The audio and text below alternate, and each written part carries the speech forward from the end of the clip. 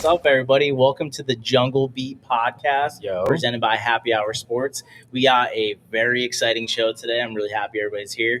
First, just want to make a quick introduction. I got my boy Flash the Samurai, the other half of the Jungle Beat podcast.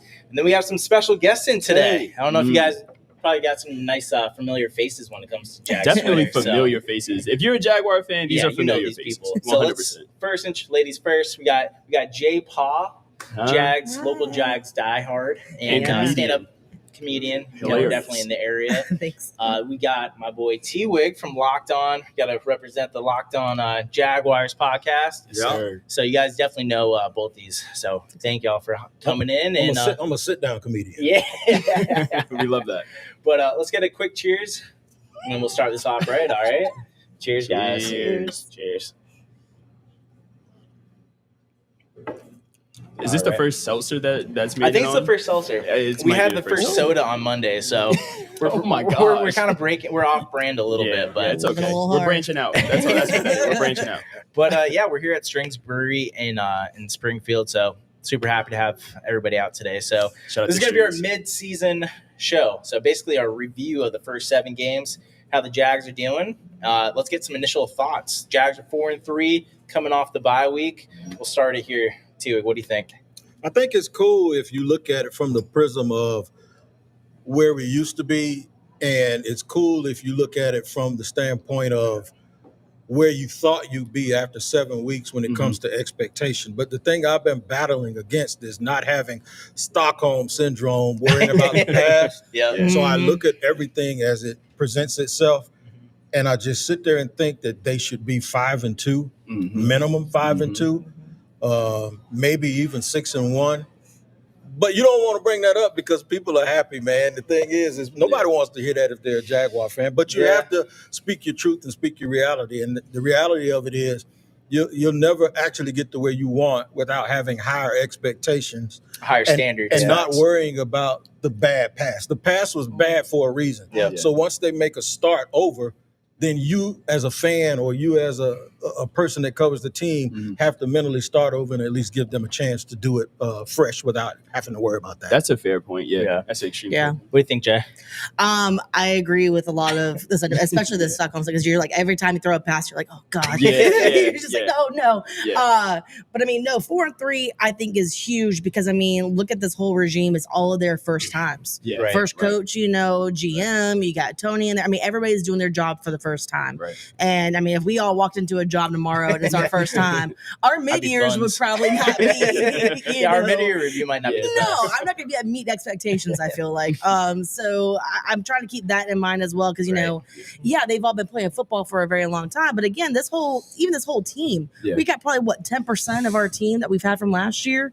I mean, for good reason. But, a lot of the guys are totally new in that locker room or new to NFL period. So I'm excited with where we're at. I am hopeful for where we're going. Yeah, 100%. Yeah, I think, even the players that we do have, I think the coaching staff, we'll get into the kind of the whole coaching staff in a little bit, but I think they've really amped up. I mean, look at guys like Devin Lloyd, look at Etienne, even Armstead, we'll talk about him too, but he got kicked 100%. Inside from playing on the edge. So where he should be. Where he wanted to be. The coaching staff's really taken advantage of the strengths of a lot of guys that have been around for a while. And I think it's good to see. Now they're 4-3.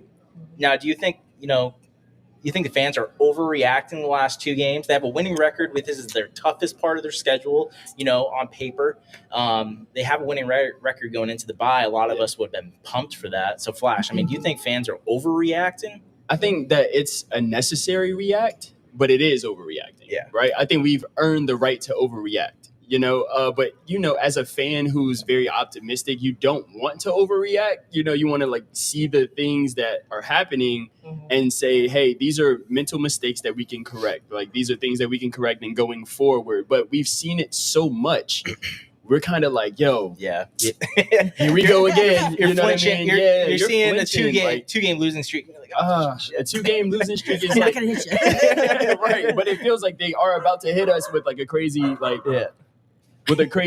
season again, you know. But there's no way that this team only wins 4 wins this season. I just don't believe that at all. I think that we're in a completely different space than we've been in, and just to get to this year review, I think that we're super optimistic of what we've seen from so many different people and so many different like scenarios that we put ourselves in. Yep. I think that going forward we'll be okay. Yeah, 100%.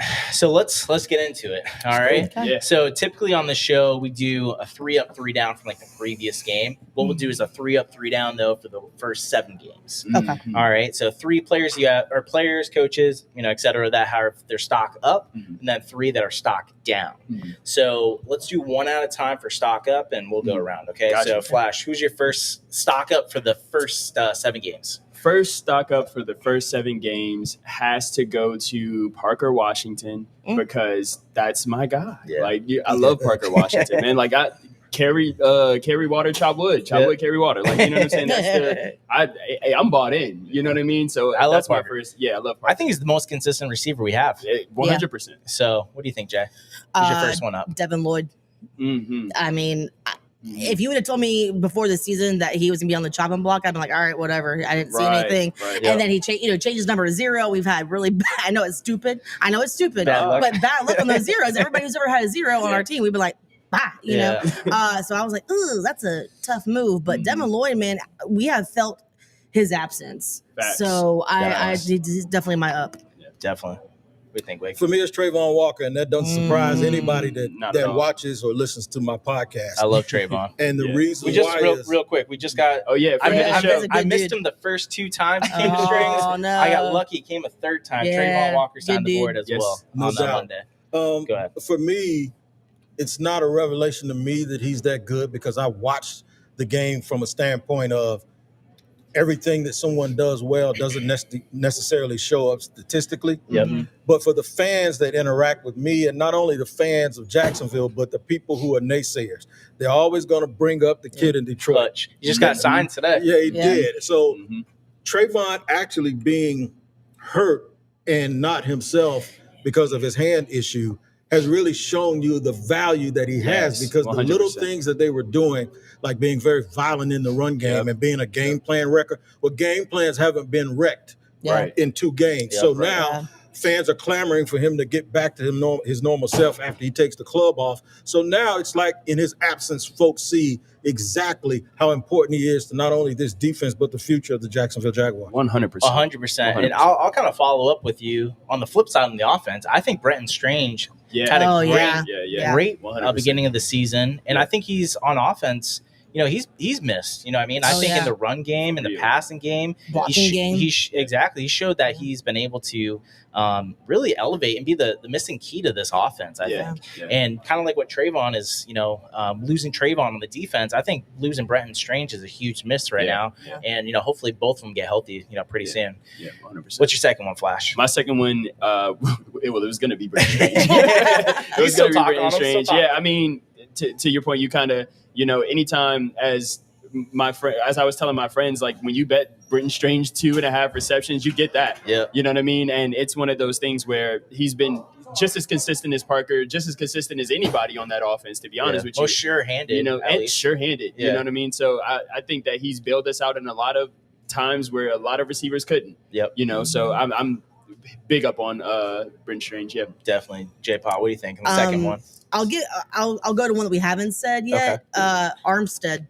Yeah. Nice. I am actually shocked. I mean, with moving in, to his position, I'm shocked because that was another guy where I was like, cut him, leave him where he's at. I don't care. Well, if you looked at his play in San Francisco, like the rest of his beginning of his career when he did play inside, he was a beast. Oh yeah, for sure. I think he's a little bit older now and needs some help. We'll get there as well, because I think he's playing great. He leads the team in sacks right now. Yep. He's getting some pressure. I think he's playing much better than when he was playing on the edge last year. So I think 100%. Eric Armstead's a really good one. Yeah, I'm going to give them a little bit of a mulligan on Armstead.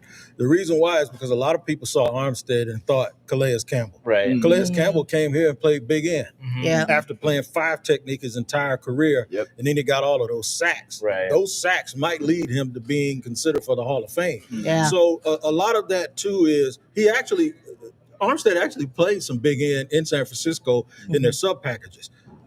It's just all players aren't the same, even if they look the same. And that's not a slight to Armstead. But I'll get to my other person, and that's Anton Harrison. Yep. Because at the beginning of training camp, Anton, for some rumored reasons, he wasn't even starting. Right. He wasn't getting. It was Chumi Doga getting those first team reps. And I felt like they was challenging. Yeah, him. I think that was to push him. I think we were there in training camp. I think that one scrimmage or practice, or whatever that happened. Everybody's like, "Oh, is Anton out?" And I think you saw him bounce back and really, address the challenge and play better to it because of that. Yeah, and Liam said something. Liam said he went to him after a great day and said, "Okay, now we saw it." And it reminded me of one day I came home with my kids. I came home early and my kids had cleaned the whole house up, right? Yep. And I was wondering what happened. And I went in my room and it turns out my bed was linked. They jumping up and down on my bed. Oh, no. So as a preemptive to getting punished, they cleaned the whole house up. And I said, "Oh, so y'all can clean up." So now I'm going to expect y'all to do that every time. And I think it was the same thing with Anton Harrison, and he's answered the challenge. Yeah. I think the offensive line's, in the first 4 games played great, and I think Anton's a big part of that. 100%. I think he's got the most potential on that offensive line too, so that's a good one.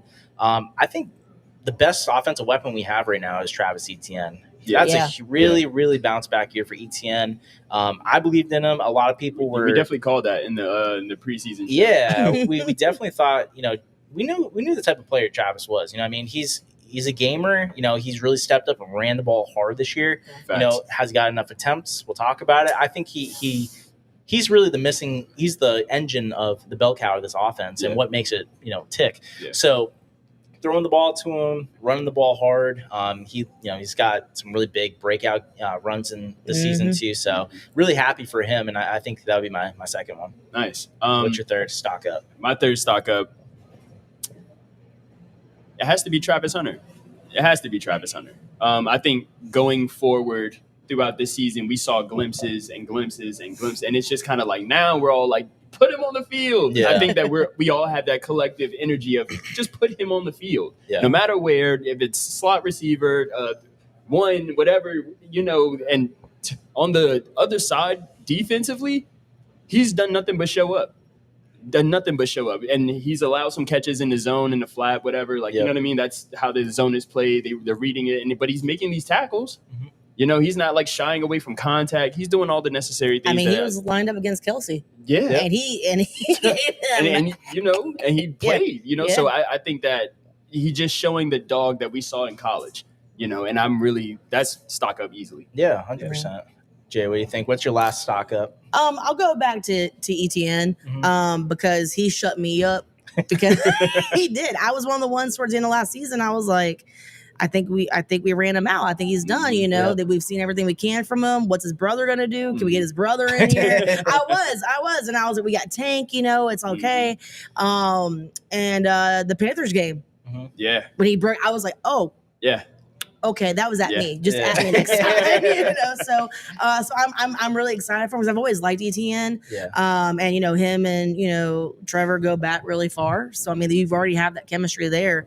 So I'm glad he's kind of coming back. So I love it for him, man. Yeah. Awesome. Wait, what's your third one? I'll go to somebody that's not mentioned a lot, and that's Eric Murray. I'm going to name a new player, somebody that just came to the team. No one really knew what to expect. The one thing that him and Jordan Lewis have in common is if you watch their tape from their previous stop, they played through the whistle, like their feet are on fire, like they were hungry, and if they did not do something, they weren't going to eat. And we've seen them be very opportunistic in getting their hand on the ball at the last second, knocking the ball loose, being Johnny on the spot. I think Eric Murray does a lot of things that keeps a lot of those touchdowns that would happen from happening. So I'm going to give him his props. Yeah, no, that's a good one. That was the biggest hole in the entire defense, that free safety. Free safety the first couple of games when he's showing out, him and Dewey too in the beginning early on was a big surprise. Similar to that though, I would say even though this guy has struggled in the last few games, my last one's gonna be Jordan Lewis. Yeah, I thought Jordan Lewis, when he's on, he can ball. He's a difference maker. He comes flying up, making these tackles. Yeah. He's physical in the screen game coming up. You see the amount of interceptions and playmaking. I think he's really that dog that you need in that secondary. Agreed. And when this defense is flying around, he's really the one leading them. Yeah. So I think J. Lou is definitely a stock up, even though the last couple of games have been, kind of problematic for him. But I think he gets back to that this week. Yeah. let's talk about maybe a couple guys that we're not too thrilled about. And it's maybe not to hate on them, just to say, hey, is this player really going in the right direction? Who's your first stock down, Flash? We all have to have the same one. Come on. Well, mine first, it has to be Trevor for me, man. Okay. I'm not gonna lie to you. Like, I didn't say that. I wasn't gonna say that either. I catch a lot of grief for saying that. I didn't say that. I'm okay. Bring the grief. His at sign is... Yeah, at Flash the Samurai. I'm saying this. Trevor is a stock down for me personally. And people will know. My friends will tell you. My family will tell you. I defend Trevor like there's no end. Yeah, same. I defend him, but I think that watching him miss these layups and free throws and then hit something 40 yards down the field between two defenders, that's how he's been his whole career, though. But it's mind-blowing. Yeah. You know what I mean? Like, I'm talking about, like, easy swing, like, you know what I mean? Stuff like it's, oh, my God, man. It's some of the most frustrating things to have to watch. But, I mean, he has played well. But when he has to make those plays where it just keeps the momentum rolling. Yep. And he kills it by accident. Yep. And it's just kind of like, oh my God. So it breaks my heart to say that. But mid-season, stock down. But that's fine. I think I'm right on the line with him, and we'll talk about him in a bigger picture in a little bit too. But I think Trevor, now when his line's blocking and his receivers are catching the ball, I think he's a better quarterback than most people give him credit for. But yeah, the layups, decision making, a lot's on his plate this year too, with like the protection, learning a new system, no armband, stuff like that. Yeah, so his foot, like feeding. And he's gone through injuries in the past, and so many different coaches and coordinators, and there's so much stuff that this organization's thrown at him in a negative way, that he's handled it as best I think he could. 100%. I said this all the time. Like, Trevor is a average quarterback with above average talent. Yes, that's what it comes down to. And he can rise to the occasion, but he can be a top, as good as a top 10 quarterback on one play and a bottom 25, on the next. So just staying consistent, I think, is the biggest thing for him. 100%. Jpaw, what's your first stock down? I'm gonna get it out of the way. I'm gonna say it all because I know we all think of it. Cam Little. If you don't kick a daggone field goal, it's fair. And I said it, and I've said it for Jason Myers. I've said it for so many different kickers that we've had. That's the one position I should not have to worry about. Right. I should be the farthest from my mind. You should walk right up, boom, done. Right. Scobie days, Hollis days. Right. Nothing. Nothing. Yeah. Last year, I loved this dude. I love this dude. I love it. I still want to love him. Yeah. I still want to love him so bad. But man, you cannot go during a preseason game and dunk a 70 whatever. When I went to go to the bathroom, by the way, I went to the bathroom during that. Just tell me you go to the bathroom during all of your kicks, Cam. That's what you need from me, man. I got you. And then extra point. We can't get it. And it's not even like it's a windy situation. It's not this situation. I'm like, what is happening? And you're hitting him during, practice, warm-ups. Like, what is it? Is it a misread? Is it the time? Like, is it something between y'all as, special teams? What happened? The hold? Is there something there? Right. Maybe. Right. So that's a good one. We haven't really talked about him much this year. He's been missed a couple podcasts in a row. So I think you might be the first one to bring it up, or maybe the second. But that's a good one. I'm gonna address Wait, what do you think? What's your first stock down? Well, you used Little, but I'm not going to go Cam. I'm going to go Walker Little. That's fair too. And that is because he is getting bullied. There are too many. I saw a 250-pound linebacker push him around like it wasn't anything. Like he's on skates. Yeah, that stuff has to stop, man. And he's the left tackle. He's the backside, blind side blocker for Trevor Lawrence. And I don't care that he signed an extension that is very favorable to the franchise. The bottom line is your contract doesn't matter if you get your quarterback hit. Facts. And that stuff has to stop, or he's going to find himself in a place where they have to go out and find somebody who they can count on. I thought they should have – Liam Cohen said it today. He's not changing the line around. Like, they played a lot with the different personnel before week one.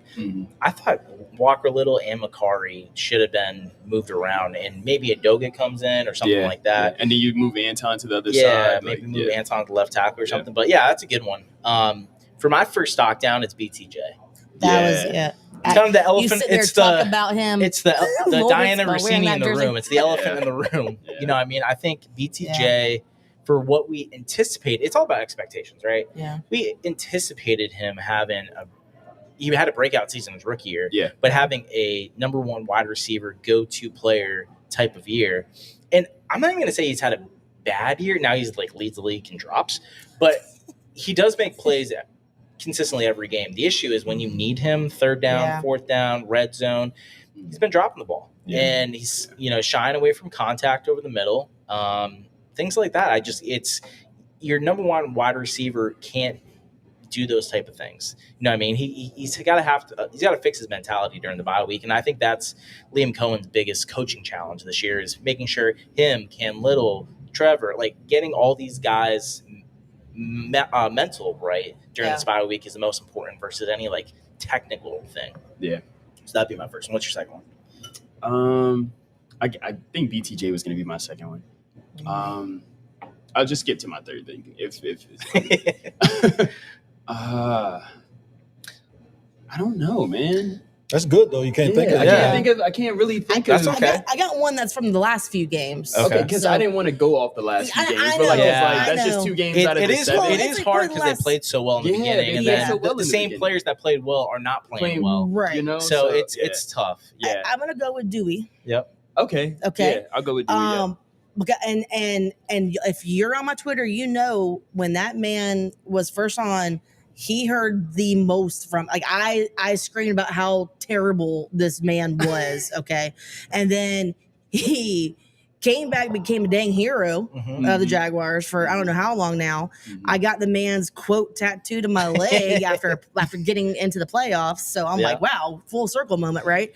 And then I was proud that he got to be starter. You know what I mean? Well. I was like, playing well, playing amazing. And then he's out there getting interceptions, even though that one got called back and whatever. So I think my expectations have just kind of skyrocketed for him, like back to the expectations thing. And then the last few games, I'm like, oh my God, this is the same man that I wanted cut when I was on my flight to Seattle 4 years ago. Yeah. Because the lady behind me was like, oh, that guy, she described him, and I was like, are you talking about, and his name was Andrew back then. I did not call him Dewey. It was Andrew Wingard. And I was like, you talking about him? She's like, yeah, he was my neighbor. I watched him grow up playing basketball. And I looked her dead in the eye and I said, maybe he should have stayed playing basketball.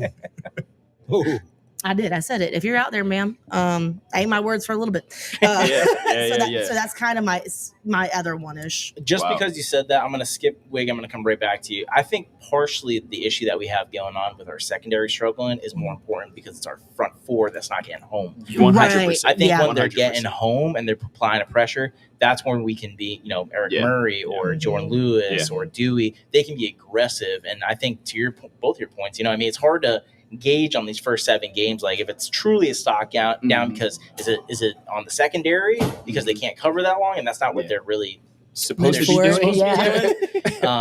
Sorry, but Wait, what do you think? Oh, it's Brian Thomas Jr. hands down. And I'll tell you why. All you got to do is think about the really good number one receivers. Keyshawn Johnson wrote a book called Throw Me the Damn Ball. Keenan McCardell and Jimmy Smith told me this story when I did radio. Jimmy says he caught a touchdown from Mark Brunell, and they came to the sideline, and Keenan came over and looked at Brunell and said, I was open. These dudes have an alpha dog mentality. Yeah. And not only is he struggling, but he seems to struggle with contact. And then he unfollowed Jimmy Smith, and I thought that was they're trying to boost him up. And look, man, if you got a Rottweiler, the last thing you want to have to tell him to do is go attack. Yeah. You actually want to pull him back. Right. So the nature of that position calls for you to be an alpha dog. And right now, he just ain't it. Yeah, it's tough with BT because, we want to root for all these guys, by the way. Yeah. Anybody that we said stock down is, we're disappointed because most of them is because we had a higher expectation. 100%. Right. That's why it's stocked down. So, BT, it's tough. I think what we just talked about with him is the mentality portion over it. It's his first year. It's a young receiving core too. We got to keep this in mind. And he was really asked to be the leader of that group. And I think as BT goes, so the rest of the group goes.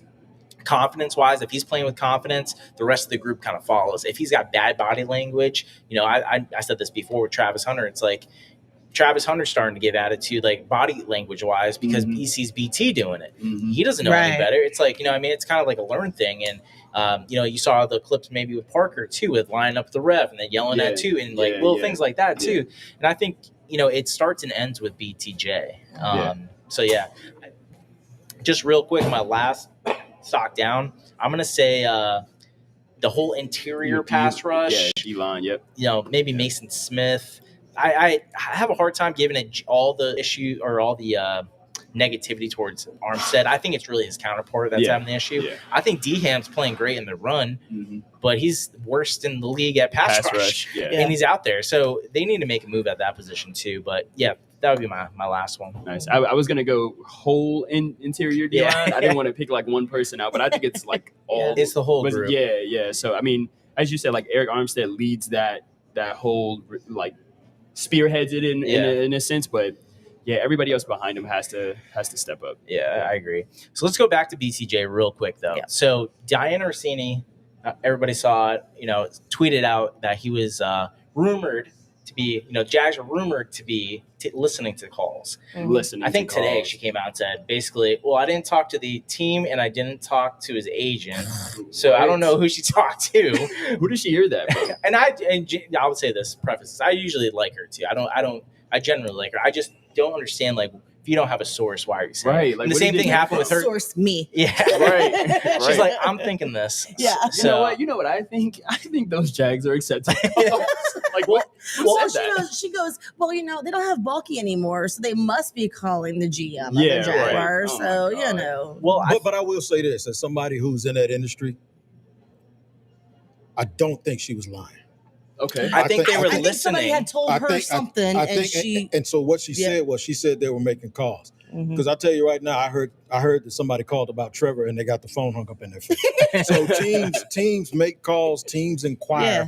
That's what they do. And if you think the Jaguars aren't calling and inquiring about players that they have no chance to get, you'd be sadly mistaken. That's how this stuff starts. It just doesn't come up like a tornado just appears in the middle of the St. Johns River, right? I think she was being truthful, but I also think they were being truthful, like, no thank you. Yeah. What I think happened is she probably asked somebody and said, hey, is there anybody on the Jags that is untouchable? And I think they probably said, obviously Travis Hunter and Trevor. And then she took that and was probably like, well, they didn't say BTJ. So that's a hell of a headline I could put out. You know what I mean? And I think that's what she got. Yeah. But what do you think about BTJ? I mean, would you trade him? No. I'm not trading him. Are you giving up on BT? I'm not giving up on him, but I will tell you this. Jaguar fans are sitting here going, for a team that doesn't have a first-round pick, and I'll try to make sense out of this. I'll go around the mulberry bush a little bit for you. For a team that says that we want to go get Quentin Williams, and you don't have a first, and you're probably not going to give up a second because that means you'd be waiting until the third round to pick next year, right? What do you have that someone could trade for where it doesn't destroy you financially because you've given them all of this money up front? By the way, the money you gave them doesn't come back when you trade them. Right. That's what dead cap space is, right? You have a high-value player on a rookie deal who's struggling a little bit that could fetch you something back. He is literally the only player on that team other than Anton Harrison, who's also a first-rounder, that teams will give you something of true value for in return for it. So it's not out of the question. Those are the guys that they're going to listen to. I mean, that's what you think somebody's calling about Dewey Wingard? I mean, you think somebody's really going to give you Quentin Williams for Devon Hamilton? Well, they said they give it up for a second-round pick. And I agree with you saying, hey, they got to wait until the third round. But to me personally, if you get them, give up that second-round pick and you get Quentin Williams, you fix that interior defense, and that helps – Josh Hines-Allen, it helps Trayvon, it helps, get Lloyd back. He's going to start blitzing. That's going to fix most of the defense up front. I think I would give that second-round pick away easily. The thing about Quentin, though, I would, but the thing about that is this, and this is why they didn't take Mason Graham, and there was never any interest in them taking him. Yeah. I asked the defensive line coach, do you have to have a 0 or a 1? And what that is a nose tackle. Devon Hamilton isn't expected to be a pass rusher by nature of the scheme. That is the job of the two ends, and that is the job of Eric Armstead. You go out and get Quentin Williams, who's not a nose tackle. He can two-gap like Ndamukong Suh, but mainly he's a 3 technique. Well, now him and Armstead basically play the same position. That's like thinking all wide receivers are the same. It's not true. So the answer was that he does, that the defensive line coach does need a 0 or a 1. Right. That's what Devon Hamilton plays. Okay. So if you tell me that they risk it all for Dexter Lawrence, but Quentin Williams is good enough that you can say the hell with the nose or the 0 or the 1. We'll just put him out there, and that's fine. Yeah. But the thing is, you'd still be asking someone to do something that they don't do now. In fairness, Jalen Carter in Philly is considered a 3 technique. But in their defense, he's a nose tackle, like he was in the Super Bowl. And they run a variation of 3-4 or a lazy 3-4 that turns into a 4-3 if somebody puts their hand on the ground. But you're talking about a generational player like Quentin is. But to get a generational player, what, you're going to give up a bag of peanuts? So we go back to the compensation issue. I think BT wise, like I would never give up on him, because that's initially the question. Like I would never give up on BT. He's on a rookie deal. He's got he's never as strong, but is it harder to find top end talent and draft top end talent, or is it harder to fix drops? I don't know the answer to that question. I asked Jimmy Smith on Twitter. He says it's probably the talent thing, but I think it's pretty tough to find that type of top end talent at the wide receiver position. I would say let's say this year he doesn't fix it, right? Sure. Let's just say this year he just keeps dropping or not consistent, whatever. If next year, I'm looking by this time next year, you're gone. That's right, because we gave other people way less time to figure it out. And you're a first rounder, so and again, expectation is your rookie year where we had 0 offensive line for you to get time to get out there and go catch a ball and get your head right. Now you're starting to get those pieces together where you got time, you can be calm, kind of go out there and do it. So I'm giving you the rest of this year because it's a new regime, right? So I'll give you the rest of this year, but this time next year, if you're still making those mistakes, I'm done. And if he's still struggling, now your compensation goes down. Correct. So you got to kind of get in front of it. But to answer your question, for wide receivers, no, it's not easy to replace top-end talent, which is why the Jaguars traded so much to get Travis Hunter, because they hope not to be in that position again. Exactly. But James Gladstone does come from a team that took Puka Nacua and Cooper Kupp. And both of those guys were day 2 picks, and they came right into the league and dominated. So the thing is that sometimes it's a scheme thing, and sometimes it's being able to identify guys that can play in your system.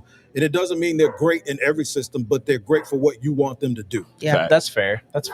I just have a hard time giving up on him right now. But like to Jpaw's point, though, if he's still leading the league in drops by the end of the year and still being on pace like this, consistently dropping the ball, then yeah, of course. And to be honest with you, like if Trevor's still missing wide open guys too, like I'm probably by the end of the year, like I'm starting to think it too. Yeah. But I give him I don't want to be, but you kind of just go, okay, we got this much longer, on this, and you start doing that math, like we're talking about with Wig.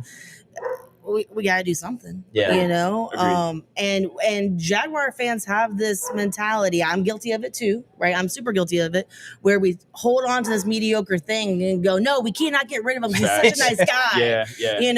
Wingard, going to this Wingard, do you? I'm like, oh man, I want to cut Dewey because he's such a nice guy. Yeah, Daniel Thomas. I felt that way. I was hurt about Daniel Thomas being cut. I thought Tank Bixby. Everybody's like, oh, I'm so upset. I'm like, do you know how many fumbles this guy has had on a punt return? Yeah. And then Philly goes and gets him for a punt return? Are you kidding me? Yeah, that was crazy. So, but I'm like, Tank's a nice guy, but I'm like, peace be with you. We got to get to that point where we're not just holding on to these guys because they're cool. They need to be intangibly rich, but they need to be like an actual player as well. 100%. So that's fair. Trevor, this is the biggest year for Trevor's career. People are going to say, hey, he's got the contract's not going anywhere. But reputation-wise, this is the biggest year. Make or break. And I thought he's played really good at times this year. Yeah. And I think he's got a lot of stuff going against him when his offensive line doesn't block for him, receivers aren't catching the ball or getting open sometimes. He's got a lot to clean up too. But would you err on the side of saying Trevor's, disappointing, or he's improved this year? Has he improved, or is he? I would love to say regressing? yes. I would love to say, Trevor has come into this offense, made it his own, and kind of because we see like glimpses of it. Mm-hmm. You know what I'm saying, here and there. But then when it's time to like do just the regular rudimentary play to get us into some momentum, he can't execute it. Right. And I think that a lot of the drops have really come and messed that up. The penalties, the things like that. But I really mean just the regular stuff. Just the regular stuff. You know what I mean? And so I don't know, man. I want to say I'm just at the middle. We were just talking about it last time. I'm right at the middle. And I don't want to be at the middle. I thought by this point of this year that I'd be above the middle and not, you know what I'm saying? We did think that it's a newer offense, so we were giving the first half was going to be a little bit rocky. Right. At least that's what I think we all thought to begin with. And I think now, after this bye week, it's got to change. Yeah. And it's got to start looking a little bit sharper. I think, we'll talk about the Raiders at the end of this, but I think that's a perfect matchup to start getting that thing going for real. Jpaw, what do you think about Trevor? Do you think he's improved this year, or do you think he's still kind of disappointing you? Overall, right, because I'm trying not to just look at the last two games, right? But overall, I do feel like he has improved on a lot of things. And I do like to go back and look. I'm like, this man has not had anything consistent his entire career. Right. The whole 5 years he's been there, he's had, 4 coaches technically, because you had your interim coach after Urban. So you've had 4 coaches the whole 5 years you've been here. Yeah. Nothing is going the way that he thought his NFL career would go, right? Because he's had consistency since he was probably this big, right? He has no consistency in his own play because he has no consistency within the organization. Correct. Right. So he has so many things working against him. Yeah. How is he going to stay consistent himself? Exactly. And he still has to do that, by the way. It's not a cop out. He still needs to do that. For sure. 1,000%. So it's just like, I figured at the end of this year, I would be like, okay, I'm off the bus, or, I'm on it. So I just feel like, he's So he's got some more work to do. He does, We think we. Well, bad news is next year is the first year of his extension. Correct. He's playing under the 5th-year option this year. So he's going to be here regardless. The thing about Trevor is it's not his fault that people call him the prince that was promised. Yeah. It's not his fault that people were calling him sunshine. It's not his fault that people said, just give him the ball and move him out of the way. I heard some of my radio buddies saying they ought to run everything through Trevor Lawrence, and I thought that was the worst idea ever. No. He's a 21-year-old kid who needs to be hanging out playing video games and ingratiating himself with his teammates. He doesn't need to be making personnel decisions. He doesn't need to be a PR person standing up apologizing for the bad play of bad coaching of Doug Peterson and a bad GMing of Trent Baalke. That being said, he's improved because the structure around him has improved. But we're lowering the bar here, okay? And the thing is you mentioned it earlier, there's a variance in him playing really well and really bad. I can name you 2 guys that did that same thing. Jake Cutler and Jameis Winston made throws that 10 guys couldn't make. Yep. But they also did stupid things that 10 guys shouldn't do. Right. So the thing about Trevor Lawrence is let's redo our thinking, and instead of having him as the next coming of Andrew Luck or whoever, let's just think of a kid from Middle Georgia that's playing on a team that has a really good defense, who grew up in the sandbox, that can get dirty and gritty and can fall down again and get up and dive for a touchdown. Yep. Let's just switch our thinking up and our expectations. But that being said, listen, man, I saw a kid that's in his 2nd year get sacked 5 times by Myles Garrett the other day. Yep. Drake May. And in that same game where he was sacked 5 times by Myles Garrett, he ended up with a 158.3 perfect quarterback rating. So through all of that trouble, he didn't break. And he still won the game. He stood tall and he won the game. At some point, you got to do it and you got to carry the team.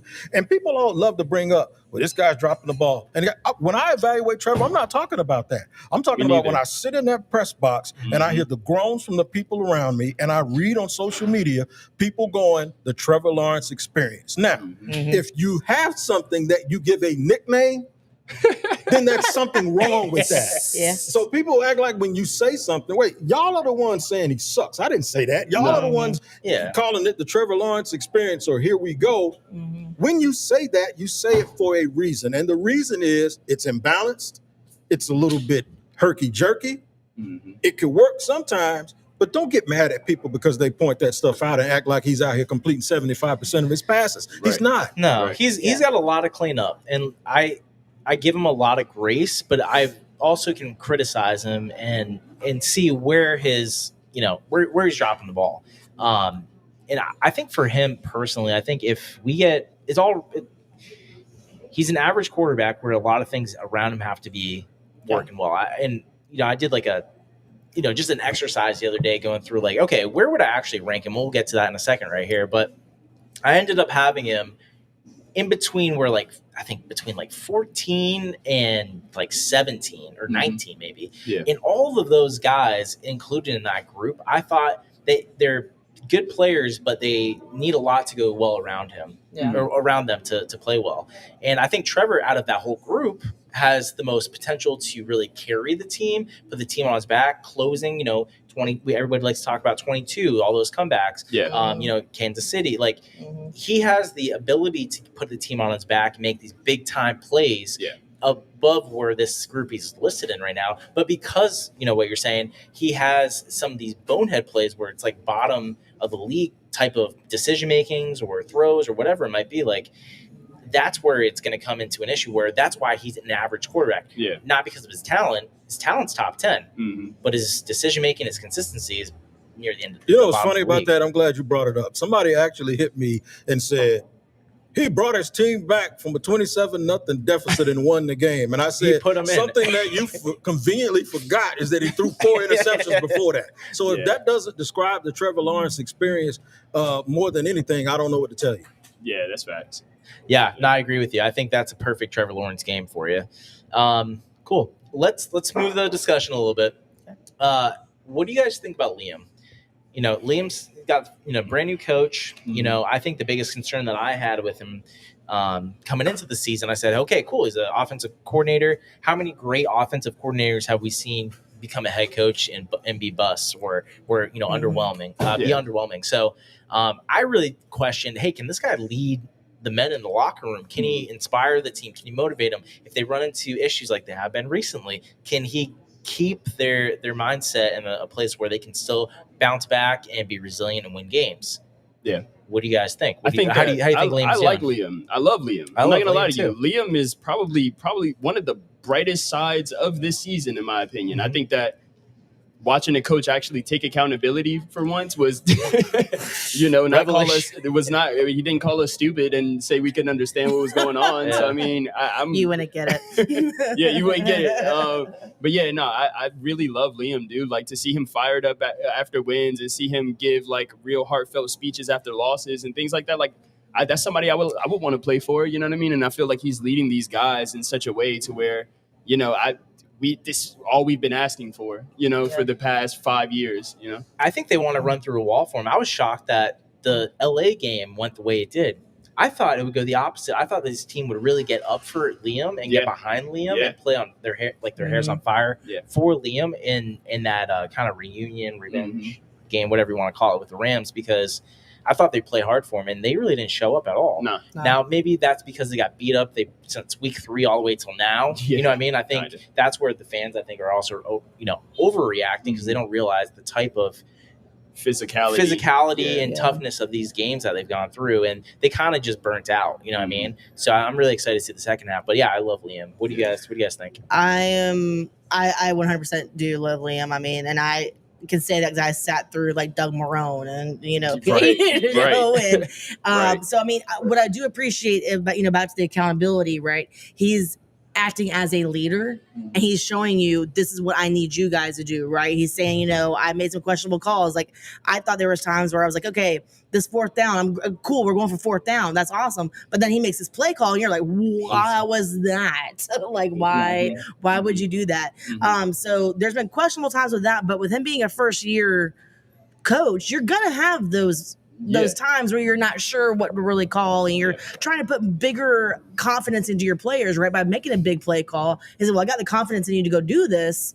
And so, there's been times where I've wanted to run through a wall for them. I mean, even during the bye week, right? And they did that sounds thing, what was it, 11-minute play, whatever. Yeah, I was still like, I was still like, this is our guy. This is a guy. Yeah. That's how I feel about the front office too. Yeah. Do you pivot a little bit? You can obviously talk on Liam as a whole, but the penalty thing, do you think that's more on the team, or do you think that's something that Liam is struggling with? Oh, no, that's definitely on coaching. Yeah. And even if he's talked about it, the penalty for doing something like that, the consequences, it's like your kids, man. They're going to keep doing it until you punish them. Yeah. And the thing is you have to be willing to do that. And I think he is. They've been cutting people and trading people. They don't care. They don't care. They don't care. That's a business where these dudes are used to getting fired and canned and sent around. They don't care nothing about that. The thing that people have to understand is, I used to get these phone calls, right? I used to get the call out there that said, Duval County School Board. Kim and I had 5 kids. I knew it was because of 1 or 2 of them. Yeah. There were 2 kids, and I was like, okay, what do they do, right? Mm-hmm.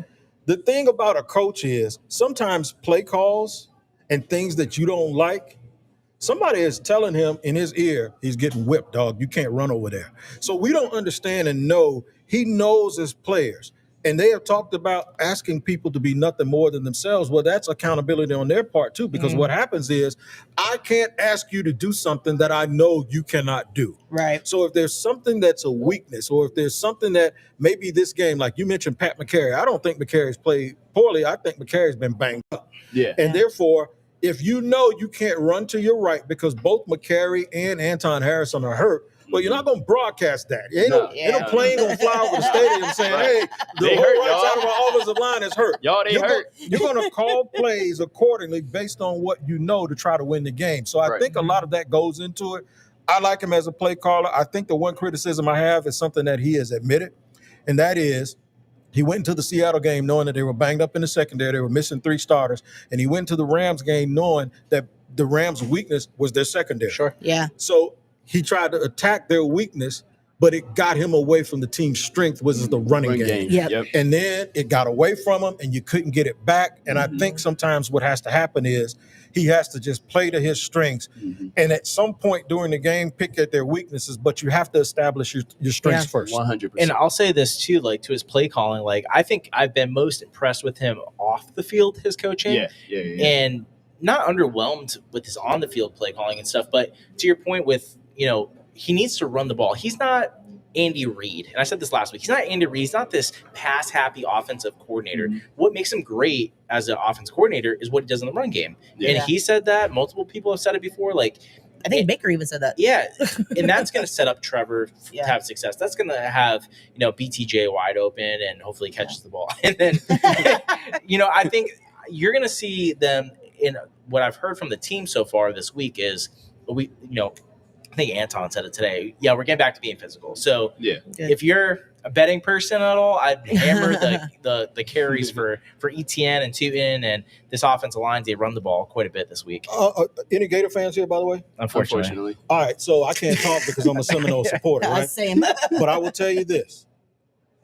If you remember the game at Kentucky, the Ray Davis game. Yeah. Do y'all remember the game where Ray Davis literally was getting 15 yards a carry? Who mentioned this last? That was Liam Cohen as the offensive coordinator. So he wants to run the ball. Who said that? Somebody recently just said that, didn't they? Somebody that was on the podcast just said the same thing, and I don't know if it was. Was it Big Game James? It might have been Big Game. That's my boy. So it's either him, it was either James, or it was Coach Ripley on the Prowler Hour on Monday. Gotcha. One of them said it, though, and that's a great point. You said it, too. That's what he wants to do. If that thing starts working, trust me, he won't throw it at all. We saw it week 1, Carolina. Yeah. I mean, how many yards did ETN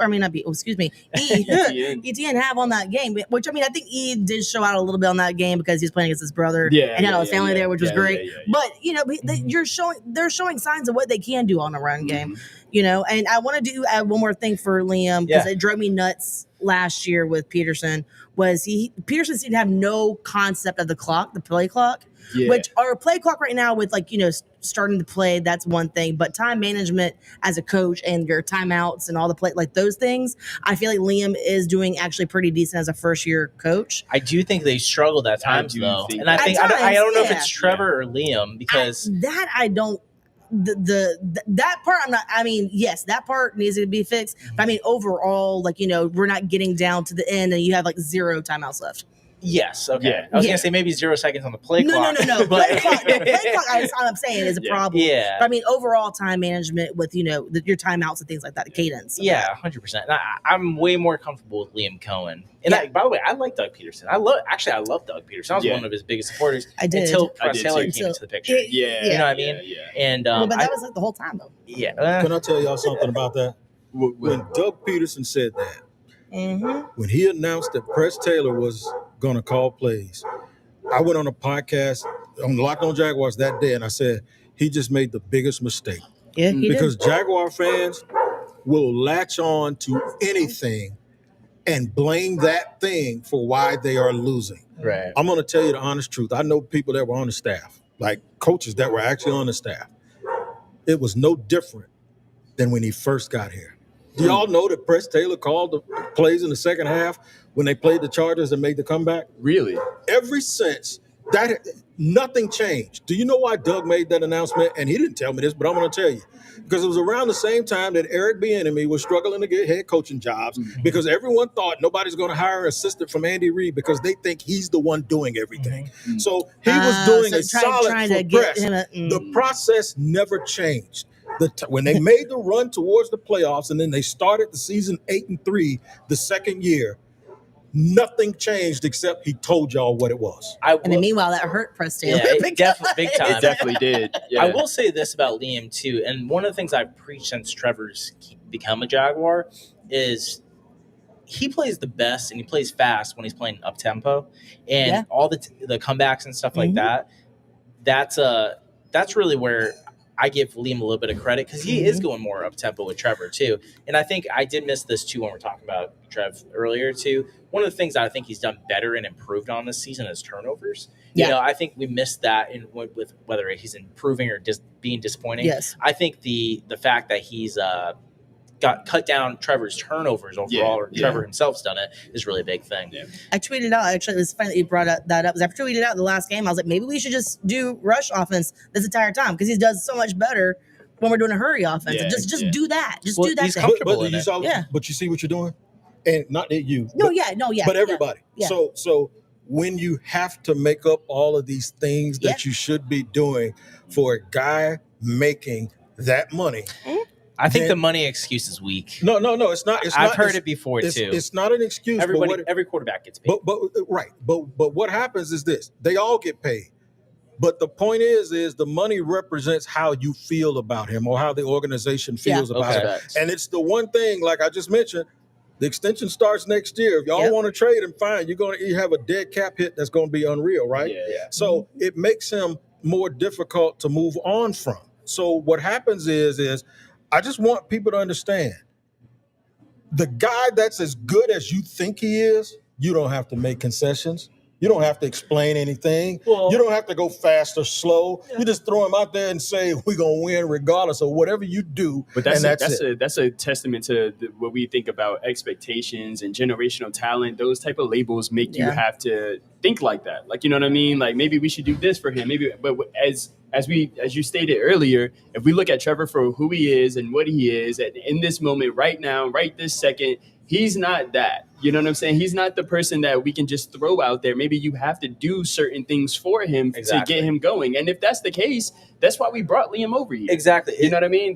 That's go ahead, bro. No. You're speaking right to it. So that's what I'm saying. Like, you have to realize, he's not Patrick Mahomes, so he can't work in every single offense no matter what. So you got to do stuff that, you do make concessions because you did pay him the money. Mm-hmm. And every franchise gets into this situation where, hey, is this guy good enough or better than the rest, or at least showing progress that it could be this? Right. You have to pay him no matter what.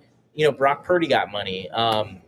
Plenty of guys got money. Mac Jones is about to get paid. Yeah, a lot of guys, get paid in this league based on what they think, these teams think he can do, or the little bit that they have done. Yeah. But I think, making concessions to him, it's not necessarily that you have to do so many things that, partially it is because that's why I said where he ranks, and we'll get to that next.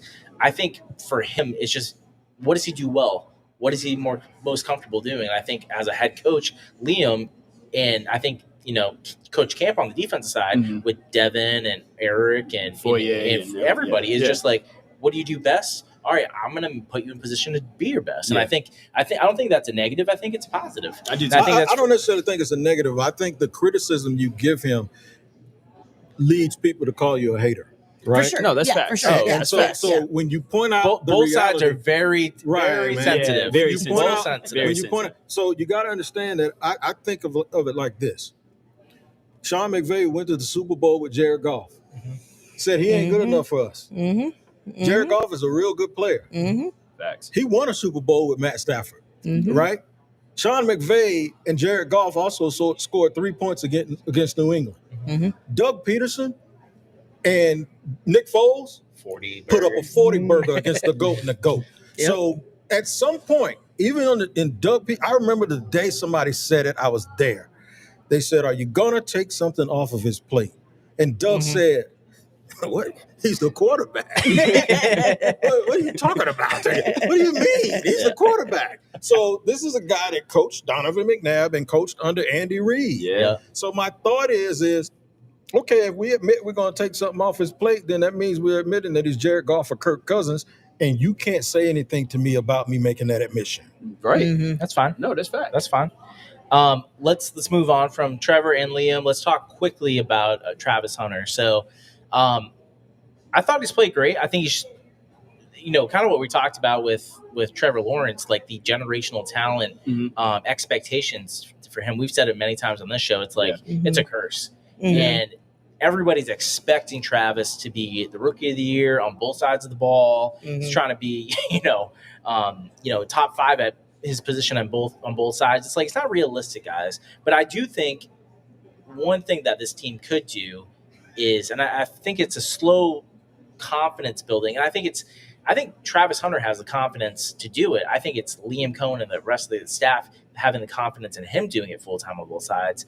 I think you got to play him the second half of the season here as much as possible. I don't think it's a confidence thing, though. I think that I think they have the confidence that he can do it. I think this is part of the plan. I think they're trying to manage sustainability. You know what I mean? But he's going to play another 10 years, bud. 100%. That's the issue. So are you going to ramp him up for 10 years? Right. But my thing is, you don't know how you're going to perform in the league, regardless of what you do in college, right? Like, fine. I mean, we're talking about. But how are you going to know with him on the bench? You're right. No, that's why you work him in the way that they have been doing it. I think that they've been doing it at a good pace, in my opinion.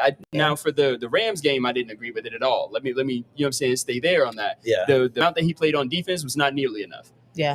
And I think that moving forward, as they see it, they thought that since Puka Nacua was out, we can go with what we have out there. And it was just like, no, you still have somebody who's going to be a number 1 on somebody else's team. Yeah. You know what I mean? And you have still Tutu Atwell, all of these. I'm not.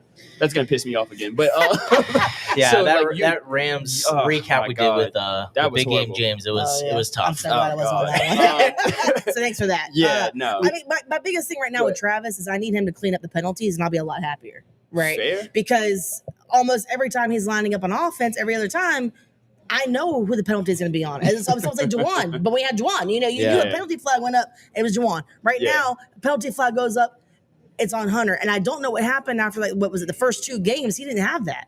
Yeah. And then all of a sudden, he's getting all these penalties. It's like, is he overthinking it? Is he not doing something? Is it, is it just the energy flowing downhill? What is it exactly? So I'm like, if he cleans up that part, I'll be a lot happier. I mean, I love the kid. I love his energy. I love everything about him. I want him to be successful.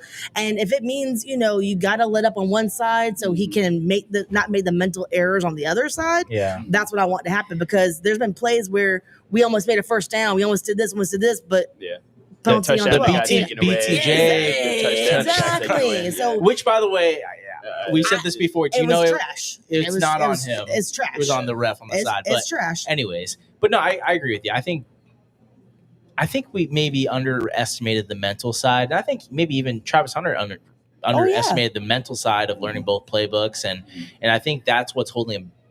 At least I'm going to give this to Liam. I think maybe that's what's not putting him out 100 snaps, 90 snaps a game, is because, hey, we're not confident. He's still struggling with the mental side of what his assignment is. But wait, what do you think about him? How has he played, and where do you kind of see the second half going with him? I think he's to blame for it, and that's not meant to be a slight. Mm-hmm. It's meant to make folks understand this kid wants to play both ways. Can you imagine acquiescing to that request, and then when it not work, you can't throw him under the bus. It's what he asked for. It's what you promised him. Right. Yep. I asked him a question. I asked the defensive back coach, Ron Milas, how I've heard all my life that you got to do the reps. You got to practice. You got to do the reps. Remember when people hold out or don't come to OTAs? Why ain't you here with your teammates? You got to do the reps. And you believe it on that's why he sucked. You got to do in the building. And then they admitted in the preseason, we realized we caught something. He spent too many days on offense and not enough on defense, right? So wasn't it the opposite? No, they said that he was because I thought he played full time on defense, and then it was packages on offense. No, he was on offense, and they said we realized we kept him out of the defensive room too much. So my thing is they're trying to do something that no one has ever done, and people say, "Well, Champ Bailey did it and Dion did it." He's going to eclipse their numbers this year.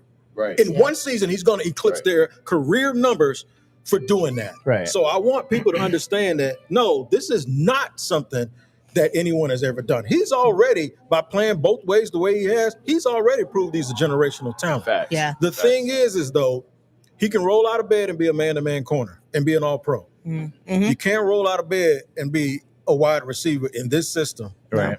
And not be penalized for it. When I asked him that question at the opening press conference, if Trevor Lawrence throws the ball and the wide receivers Travis Hunter and Travis Hunter's at corner, and I said, who comes down with the ball? Travis Hunter. Well, my motivation was is this. If you're playing Houston and you're at corner and you got to guard Nico Collins and he runs you on 3 straight 9 routes, what happens the next time you got to come back and be a wide receiver and now you're looking at Derek Stingley? That is the NFL in a nutshell. Yeah, I don't think it's as much as the conditioning piece. It's not the conditioning. Because that's his superpower, but it's the mental than anything. It's the reps and knowing where you're going.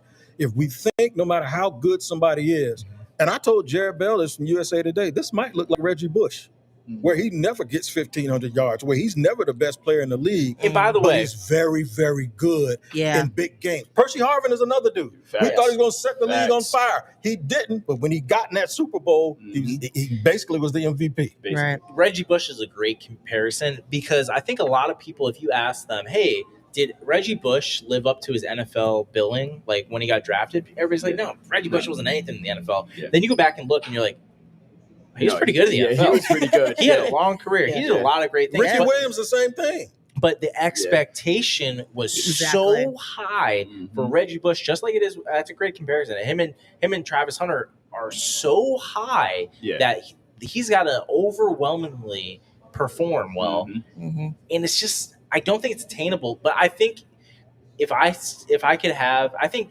Travis is my prediction or my feeling is he is going to level up better than what Reggie Bush produced in the NFL, even though I think Reggie gets slighted for what he did in the NFL too. Yeah, I think he's fine, but I just think trying this on the fly is what causes it to appear that he's not where he wants to be. I saw him on offense and defense. Remember the game where he had the teal sleeve? Yep. He kept turning around, looking at the sideline, going like this. Yep. When he breaks the huddle, Jordan Lewis is telling him, he's like, okay. When he breaks the huddle on offense, he's on one side. Trevor's like, no, go over there. He's like, oh, okay, I got to go. Where do you think that comes from? That comes from him not being with them all the time. Yep. And they're trying to do this for him and for the franchise. And when it doesn't work, people are actually looking at them saying that they're doing something wrong. Well, how about you come do it? Yeah. Right. Well, it's tough too because I forget who said it, but somebody in the press was basically saying, hey, one of the reasons we liked the Liam Cohen signing is because his offense is complicated, and there's a lot of moving pieces, which it's hard on the defense. But guess what? If you have a player that's going both ways and learning on the fly in his first year in the league, guess what? It's actually really hard on Travis Hunter too. Oh, 1,000%. 100%. So, and that's why I'm saying, when he's lining up wrong and everything, he's not mentally clicked in yet on that play to be lined up properly. And people got spoiled because he left high school. Yeah. He was the best high school player in the country when he was in the 10th grade, in my opinion. Right. He goes to Jackson State. Then he goes to Colorado. How about if he left high school and he goes to Alabama or Georgia? Do you think he's on both sides of the ball dominating like that? Absolutely not. No. It wasn't going to happen. Those coaches would never let that happen. I think there's a reason he went that direction. and I think that's part of it. But yeah, I have faith in Travis. I think he's gonna have a great second half. 100%. Let's move forward a little bit too. So I wanted to do this with you guys, something a little bit new. So do you guys remember back in school when you guys were in school with like a progress report, like mid-year progress report? I want to do that for the whole team. Okay. So we're gonna go kind of quick on this, but you can give a little bit of talk too. So we're gonna go position by position. How do you feel? What grade would you give them? Okay. So we're gonna start at quarterback. So Flash, what grade would you give the position group? But obviously Trevor Lawrence. C. Jpaw. About the same, yeah. C+. B-.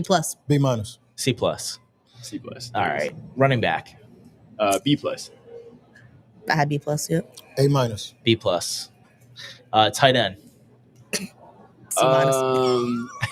Is that with or without Brady Strange? Well, this is why I have my grade the way it is too. So it's the all seven games. With all 7. Damn, what did he miss? 4 of the 7 or 3? 2 of the 7? Maybe 3. 3. I think it's 3. 3. Okay. It has to be a C too. Yeah. What do you think, Jay? Yeah, I have a C. B+ because of the future. I think B. I had B because of I would have gave it an A if Brenton Strange still played. Yeah. So I gave him to B. Wide receiver. D-. No, that's not a good. C-. Okay. Actually. Yep. Yeah. Jay. I had the same, except for Diami Brown. Diami. He's. I put him in his own class, but I put C. C. D. Ooh. Awful. Yeah. Awful. Yeah. From what they should have been. Yeah. Right now. Yeah. Awful. Yeah. D. Yeah. All right. Offensive line. That's my D. D+. Jay. Right now I'm at a C. 75. That's a C, right? Yeah. Exactly. I give him a C. The first few games were so great. The first 4 were awesome. Yeah. And the last 3 to 2. Like they've kind of played not great. After 3, but the reason why I'm a C because I think Anton Harrison has shown that he's a 10-year Jaguar. Yeah. Facts. And I do think he struggled at times, by the way. Yeah. He's been banged up when he struggled. I think Ezra Cleveland's really been the most consistent, but I give him a C overall because they played really good in the first 4 and Ezra games. played in Minnesota. Yep. Under the offensive line coach, basically running Kevin O'Connell's offense, which is the exact same offense. So he's mentally above everyone. Nice. D-line. Where are we giving the defensive line? D tackles and ends combined. Damn it. Together.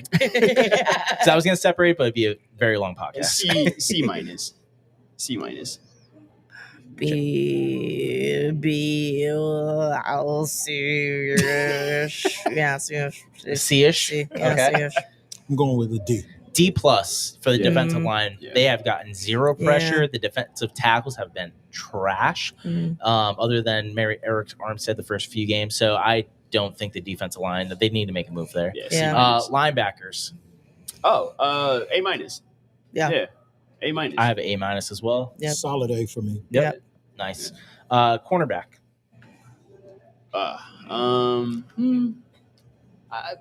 B-. Okay. B-. Yeah. B-. C-. Give him a C+. I think again, first similar to the offensive line, the first 4 games they played really good. Right. Second half, not as good. The last 2 games, really. Yeah, Jordan Lewis. Jordan Lewis was balling. It changes things completely. Monteric Brown stepped up a little bit. Yeah, Tyson, we got rid of him because he gave him some big plays. So I say C+. I think Jordan's the only reason why this brought that average up. Yeah, 100%. 100%. Yeah. Safety. Oh God. D+. Okay. Yeah, I'm a D. D+. I'm right there. I'm at a C because of how they were playing in the first few games. Yeah. I think they could get back to it if the defensive, if the pass rush picks it up. You know what's crazy for me? What's that? The wide receiver and corner grades are low, and they literally picked Travis Hunter in the draft, who plays wide receiver and corner. It is but I'm not blaming y'all, but I understand. But see, this is the dilemma when you play a guy 2 ways. Is he a jack of all trades but a master of none? When you use a pick like that and give up a first rounder and a second rounder, he has to at some point elevate your group. and he doesn't elevate either group because of not his talent, but because of the usage. Yes. But because this is what he wants to do. That's what I was going to say. I think it's definitely the usage. I was going to combat that saying if they played him as much as I want him to be played, I think he would affect it enough. Way more. I don't think you can put him out there and do that until you're comfortable.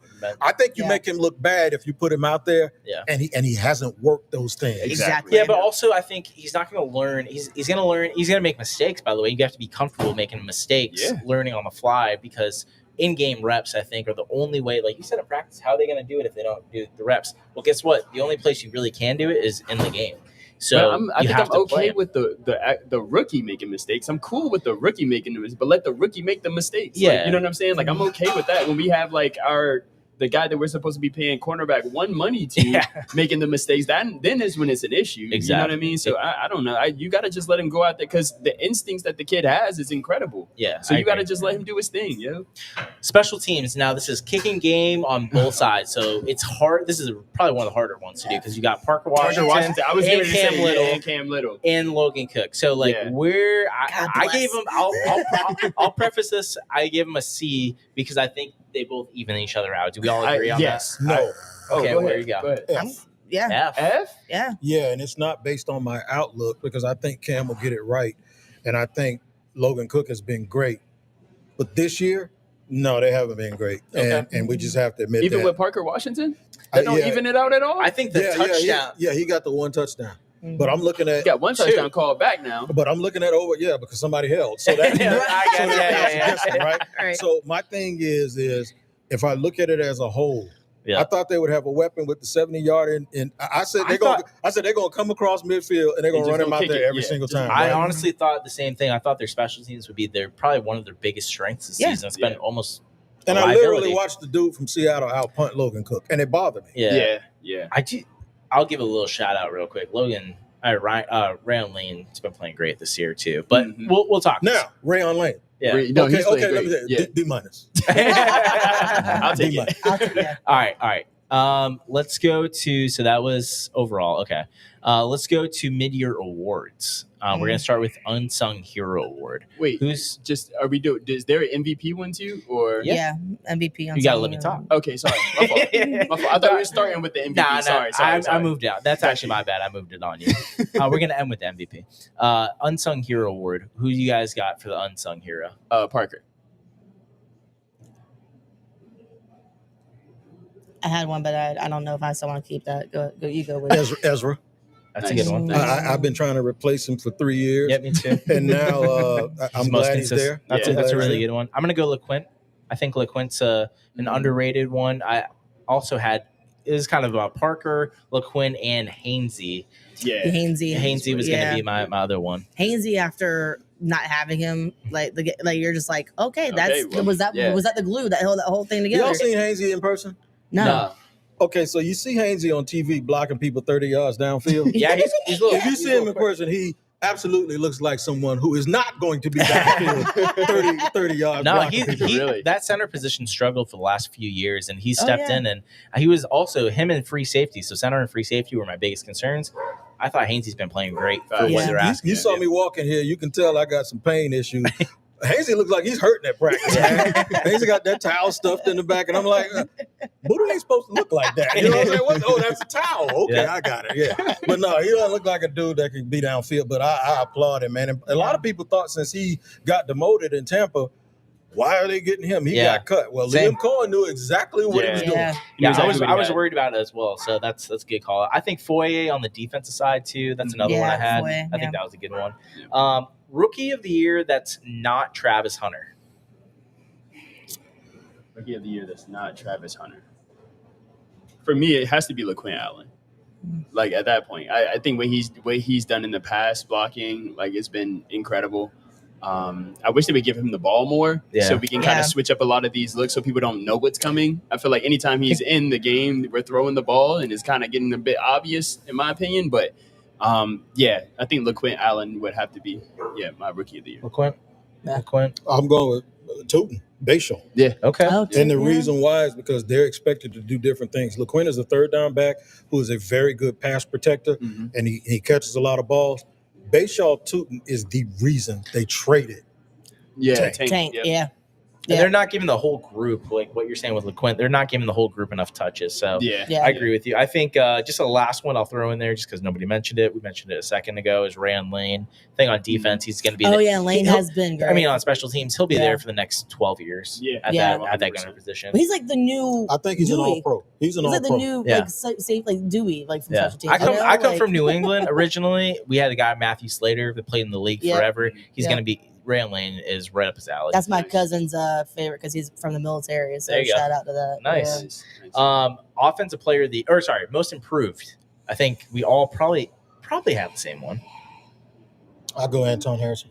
Okay, you would love Anton, huh? I like Anton a lot. I think he's playing out of position. That probably has to be my. I know where y'all going, so I went somewhere else. You going the same as me? I think so. Devin? Yeah. Devin would. Yeah. I think Devin's played great. I think he's been more right place, right time on these turnovers, but I think overall 100%. He's playing better. I mean, be around the ball, good things happen. Yep. Well, then I'm also going to say a second one on the offense. I'm going to go back to E. I'm going to say ETN because last year he wasn't making it. They gave up on him last year. Like I said, I was ready to cut him. Yep. So I'm going to say E as well. I'm going to transition to Offensive Player of the Year. I think it's ETN as well. Yeah. So that would be mine. Offensive Player of the Year for you, Wig. Oh, we're strange. If he was healthy, I'd take Brenton. The thing about the tight end position, I hate move tight ends because basically it's a wide receiver. Yeah. But move tight end is a tight end that can't block. But I think he can play. But if you play poker, you realize that's a tell. Okay, if Ingram's in the game, they ain't running his way. Right. That's why they probably didn't keep him. The thing with Strange is you don't know what they're going to do because he does them both. And Johnny Munt does both. Hunter Long does both. And that's the thing about them in that tight end position. They value it being a complete player as opposed to having, we need a guy that can do this and then another guy that can do that. Which is why I think at the trade deadline, they really should go after one of these top-end, complete tight ends to pair with Brenton Strange. 100%. What do you think for Offensive Player of the Year, Flash? I was with Anton Harrison, actually. I think that he's played – I was with Anton Harrison. Okay. Defensive Player of the Year. Or of the mid-season. I mean, it has to be Devin Lloyd. Yeah. Yeah, it has to be Devin Lloyd. Yeah. Devin? Yes, Devin. Shout out to the dude on Twitter that said that the national guy that said, he ain't no defensive. This is after week 5. He ain't no defensive player of the year, maybe most improved. Dude, did you check it? He won defensive player of the month. And it was only 5 weeks. So for the first 4 weeks, somebody said he was the best defensive player in the NFL. Man, stop it. Give the dude his credit. I man his credit. Man. I want to give Foye his flowers because I think he's been the most consistent on that defense. I would give Foye the defensive player, and I think small shout out to J. Lou, where the first 4 games I would definitely give it to him. The last few maybe not. MVP. Who's the most valuable player on the Jags right now? That's easy for me. Can I? All right, you go. No, you go. It's your show. Brenton Strange. The MVP for similar reasons. The MVP, in my opinion, is Trayvon Walker. Okay. These are hard. You go. For me, it's ETN. Okay. I've seen nothing but just fire out of him. Yeah. I actually said Lloyd. Okay. That's also a good. Do y'all remember when Trayvon got hurt? Yeah. Yeah. He punched Eric Murray in the neck. Remember Eric Murray? Remember his helmet came off and he ran to the sideline? Well, that was the play. He was trying to peanut punch the ball from Christian McCaffrey, and he missed, and he punched Eric Murray in the neck, and they both went to the bench. Eric Murray went to the bench holding his neck. Murray and still has that neck issue. I do love Trayvon, though. I love that dude. All right, cool, guys. So that wraps that portion. All right, so let's go real quick. I want to touch on the division because I think we got where we're at right now. It's kind of a fragile point in the season where if we lose this Raiders game, it's going to go south. I think if we win, it keeps us kind of in the hunt. Yeah. So let's talk about the whole division and same progress report grades. What grades would you give the Tennessee Titans? We could probably talk about them the least. F. Yes, F. F. Did y'all see Caleb Vaughn owning the fans? That's funny. I give him an F. Yeah, Texans. We thought the Texans were going to be really good this year. C-. I gave him a C-. I give him a D because I never think a team with a good offensive line can do any. A bad offensive line will wreck your whole shop, man. Yep, I agree. We've seen it. Yep, we've seen it firsthand. We've lived it. I give him a D as well. probably the story of the year in the NFL, I think, is the Indianapolis Colts, which I gave an A+ from where I expected them to be. A- because of strength of schedule. That I'm gonna give them about a B+ A- because I'm thinking the strength of schedule as well. If you look at some of the scores, this is an A+, man. no, Nope. Do y'all know how hard it is to go 7-1 in the NFL in 8 games? And it's not like they I haven't don't played care. anybody. Yeah, that's a difficult They thing just to do. beat up on the Chargers. Rams. They beat the Rams. Well, they would have beat the Rams. Yeah, they would have beat the Rams. They would have right? beat the Rams. They beat the Chargers. They lost or won against Denver. I forget. they lost. By That the was way, one- no, by the way, Close game. I ran Daniel by them. Jones, yeah, Daniel Yes. Jones, and that quarterback in Seattle, Sam Darnold. They are the poster children for every time somebody tells me, "Well, Trevor's learning a new system." I go, "Look at Indiana Jones." Well, I will say this too, just real quick. I put this on Twitter. So Baker, Darnold, who's the other guys? It might have been Jones, and then Drew Brees. I think it's all of them, and Goff as well. I just saw him pop up. So all of them when they really were in the first year of like Detroit, first year in Detroit, first year in Tampa, first year in Minnesota. All these times, guess how old they were? They're all like 27.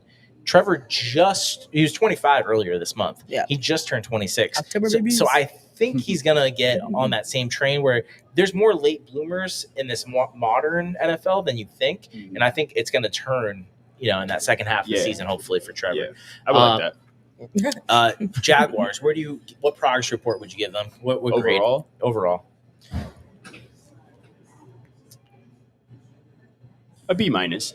Okay. Yeah. I had B- as B-. well. Yeah, I'm going to give them an A+, but that is the communication side of me, the transparency with the media, the things that I may know that are going on behind the scenes and how their messaging is coming across.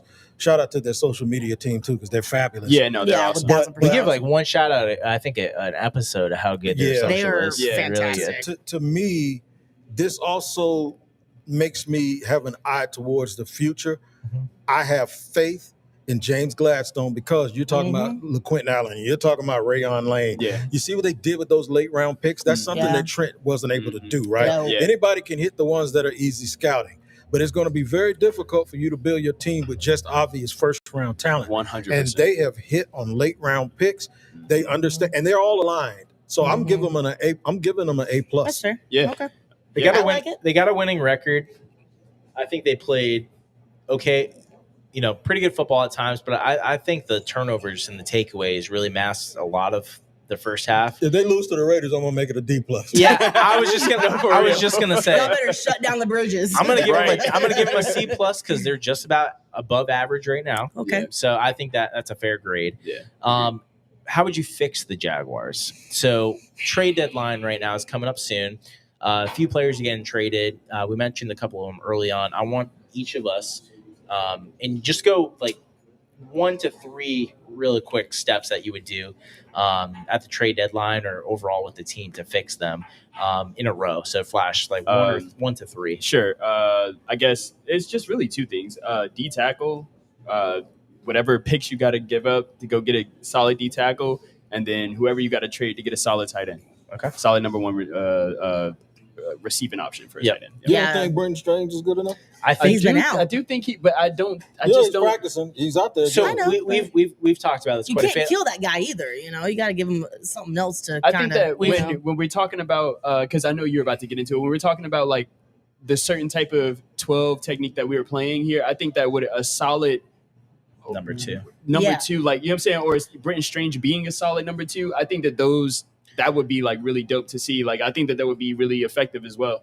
That way, like you were 100%. saying, you know, when Brendan goes in, it's not going to go just to him, right? Yeah. So you want like a counterpart to that. Yeah. I think getting and we talked about this a bunch, so I'll just save everybody the time. But we've gone over it a bunch where I think if they get like Njoku, Hawkinson, somebody to that level that can block and catch the ball, and pair with Strange. Yeah.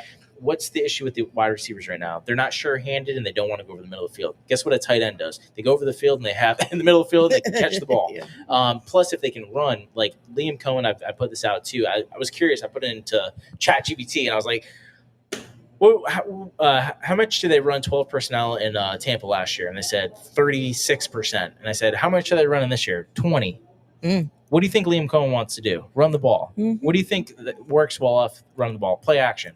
So if you have what you said earlier, a guy that has a complete tight end in that group, but a better upgrade version than Hunter Long, who I think is okay, but I think once Strange and you put somebody else that's legit next to him, then there's going to be a lot of fun. They can play a lot different. I think the type of ball that Liam Cohen wants to. I think that's the guy you draft, though.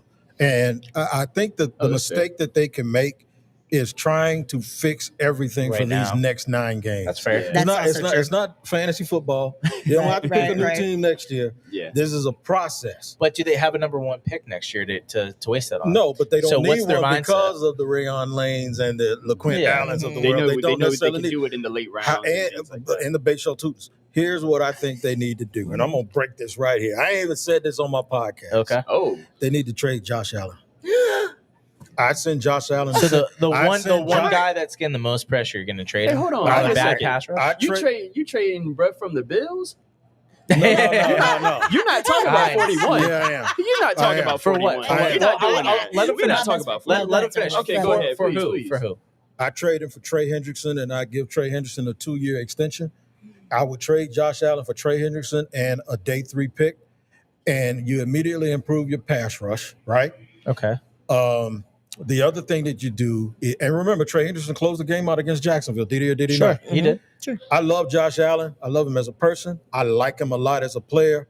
I do not. This is where I agree with Trent Baalke. I do not think he's a number 1 edge rusher. Okay. So therefore, I would trade Josh Allen, move Josh Allen for somebody who can make an immediate impact as a dude that they have to block every single play that can get people off the field for third down. Everybody loves pressure because they say you can't get a sack without pressure, right? And that's true. But the thing about pressure and sacks that's different is you get a pressure and the quarterback throws the ball away, it's 2nd and 10. You get a sack, it's 2nd and 18. Yeah. That's a big difference. Yeah. So you're not going to get something good by trading a bunch of stuff that you don't want. Can I combat this a little bit? Come on, I'm just going to agree to disagree. If we get a decent, even if it's just like a pass rush specialist at defensive tackle, do you think that's going to open up Trayvon Walker and Josh Allen to be their best self? No, because if you get a pure pass rusher, Trayvon Walker or Josh Allen's going to be on the sideline. No. At defensive tackle. Do you think that's going to help the edges? Okay, yeah, it will. But the problem with that goes back to positions. Eric Armstead is the one that's supposed to be rushing the passer. You got to change your system if you do that. In your nose tackle, there are a few people that would make it worth, and I think we mentioned them. Dexter Lawrence, Jalen Carter, and Quentin Williams.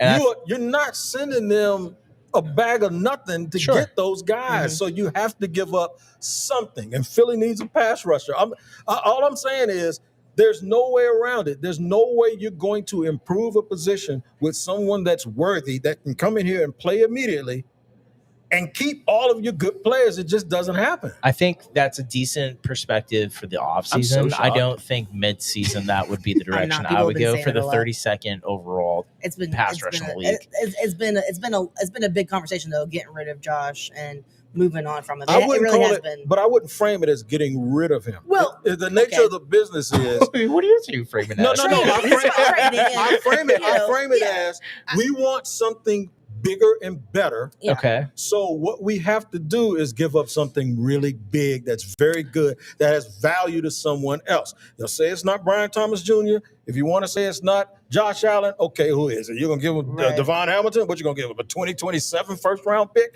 I'm just saying, at some point, in order to get something good, you have to give up something good. That's fair. I don't think I'm just ready to part with that. Like, I can't. I think you can fix it. I think you can fix it if it's hear D-tackle. Right? And it is a solid point. Like, you know what I'm saying? No, like, 100%. 1,000% solid point. Because, like we're talking about, like, holding on to mediocre guys and, like, he's not mediocre. No. He only has I'm agreeing with you. I'm saying he only has a half sack, by the way. Let's preface this, what he's saying. But I'm saying, like, holding on to these guys, when we do get rid of them, they're going, well, we only got, a third round pick. So what if the Bengals, instead of saying trade, if they realize they're not going to win because they lost a game the other day, right? Yeah. What if they say, we'll send you T. Higgins for Josh Allen? What would you do? I'm going to cry. 100%. You see that? I know. 100%. See? I want T. Higgins so bad for Trevor because he needs somebody. I wouldn't even bat an eye. I don't think I would bat Because an of eye. the age and what it would do for Trevor. I know, but I'm saying because of all the other things, I'm gonna be upset. Jpaw, what would you do? What would be like your one big move or one or two big moves in the trade deadline, or to fix the overall team? And it could be within the team too. It could be internal. I mean, like we were talking about, just the tight end thing, So I mean, and I'm gonna, and it's probably stupid because they said we're not gonna move on from him, but Little, our kicker. Okay. Bring in some competition. Yeah, because I mean, those are how many points has he left on the board each game? I do think the 7s on the board are more important than the 3s that were okay. But tell that to Josh Scobie. How many games has he won for us? That's fair. That's fair. Right. That's I'm a cult killer, right? That's fair. I mean, All right, guys. So here's what I want to do. I want to do rapid fire. We're getting close towards the end here, so I want to rapid fire the last 10 games of the season. And Flash, this is your phone, so I want you to open up. They don't be scrolling through, man. Flash sitting over there nervous as hell. Hey, I was like, pick this one up. I want you looking at. I want you to move over to Google and bring up the schedule. Oh, I got it. Okay, cool. So Jpaw's got it. So I want Jpaw to read off the schedule, and what we're gonna do is win, loss, rapid fire. We're gonna go around the table. Okay, so Jay, if you want to read them off, that'd be cool. Oh, okay. So we're gonna start. He can. All right, I got you. So we got the Raiders this Sunday. Okay, so win or loss. That's all I need from you guys. So win. Also, try to keep track as best as you can. Mm-hmm. I saw you. Texans at the Texans. I have that as a loss. Win. Sweep. Yep, win. Sweep. Okay. I have home at the Chargers. I'm going to give us the win on that one. Loss. Okay. I have Jags at Arizona at the Cardinals. Win. At Tennessee. Win. Home against the Colts. You didn't even ask me about Tennessee because you already know what it was. Right? Win. Home against the Colts. Guess what? We play home and then we play away for the Colts, right? Yeah. Guess what? So I said win at home. Win at home. They're gonna win at home. I would love to. I can't give them. I think that the Colts break that streak. I'm with you too. The streak is way too long in sports. That's got to break eventually. Yeah. So I think they break the streak. I think the Jags lose. Yeah. Home against the Jets. I think that's probably the biggest blowout of the year. Wait, which way? For us to win. What? Okay. I mean, what do you mean? It's a blowout, like for us to lose. Like, well, I mean, you gotta be specific. This is the 2025 Jags. You gotta, when you're speaking into existence, you gotta be specific. So I got That's 6 wins for me, right? Okay, cool. I got Win 5. everybody on that. Yeah. At Denver against the Broncos. Loss. I think we lose that That's too. a loss. Yeah. I got us. So we're going Jags at Indianapolis. I think we actually split. Yep. I think we win in Indy, but we lose at home. I thought think we were they're gonna gonna lose win it. at home. I think they're gonna Sweep in Indy. Yes. We're sweeping Indy. Yes. Interesting. I said I'm lose at Indy. Interesting. Sweeping Indy. And then we have at home against the Titans. Win. I think they win that one too. Win. Yeah. I got them winning 12 games. Wow. Lovely. So you're ending with 12 games ending. Yes. I got 6. I got 6 wins. I think we're 10-7, and I think if we do that, we're gonna win the division. It's gonna be pretty close though. No, that would mean the Colts would have to only win. If you go 10 you're right. You're right. All the Colts got to do is win 4 more games. You're right. So we probably has a wild card then at 10-7. Yeah, 10-7 might. Right now, if the season ended, they're number 8.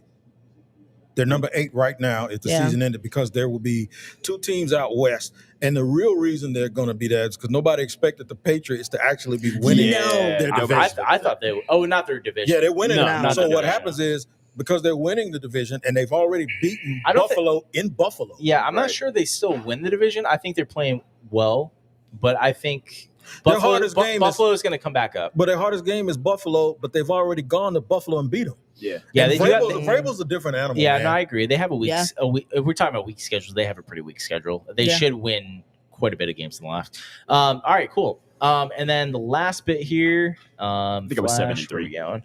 All right, so let's talk about the Raiders and get out on this one.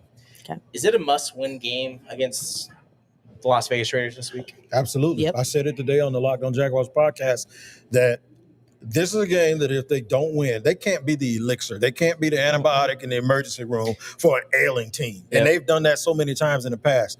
If they don't win this game, remember I talked about Stockholm Syndrome? Yep. Oh, Yeah, you ain't gonna everybody Shut and their the brothers gonna bridges sit here and down. be like, oh, same old Shut 'em Jaguar. down. They gotta win, man. They gotta win it. I don't care if they win it by a walk-off field goal. Just get on that plane, coming back home with a victory. Yeah. This is the most must-win game I've ever seen this early in the season. Facts. For the Jags. And guess what? Both teams are coming off a bye week. Both teams are coming off two losses. I have seen that the Raiders get blown out in a lot of games this year. Geno leads the league in interceptions, Yeah. and they need Leads to the get league back to pick Does he? Yep. Yeah, and we lead the Oh, league in 10 or something. interceptions, taking them away. Love that. I think we get back to it. I think we. Is Devin back this week?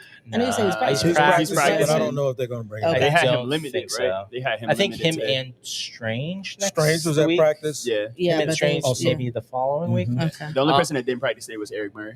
Yeah, how do we feel about the Raiders in general? I know we're not all we all picked them to win. So, who's kind of the matchups of the game? Who do you think is going to be the offensive player of the game? Who thinks going to be the defensive player of the game For the Jags? for the Jags?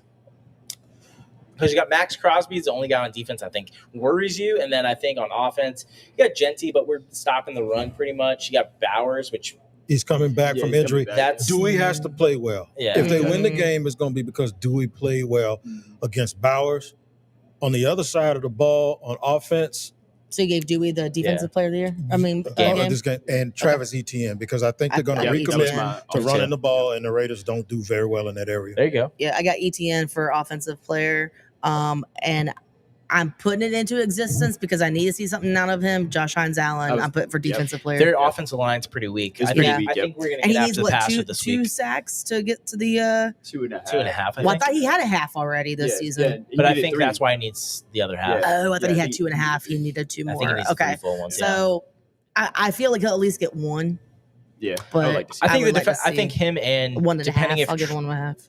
I think if him and Trayvon play, Yeah. if Trayvon gets back to enough snaps, I think both of them, their offensive line's not that great. Yeah, No. yeah, I would like to see that. What do you think on offense and defense? Did you get both offense and defense? Yeah, ETN and then Josh. Okay. For me, I guess I don't know if he's going to be the player of the game, but I would love to see a bounce back game from BTJ. That's why I put the jersey on today. Just it. for this game coming up, I really would love to see that. Like I have to. And then on defense,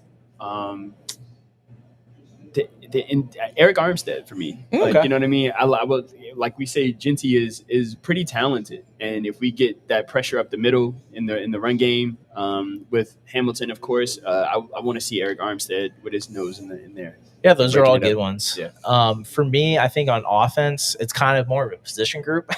I want to see this group get back to what they're supposed to be. And I think it's the offensive line. Yeah, I think no sacks. with you have Max Crosby got to shut down with your boy Anton. I think that's a big matchup. And I think running the ball too. I think so. I think giving Trevor enough time. I think running the ball with offensive line. I think that's the player of the game, but position group on offense. And then on defense, I had Josh Hines Allen too.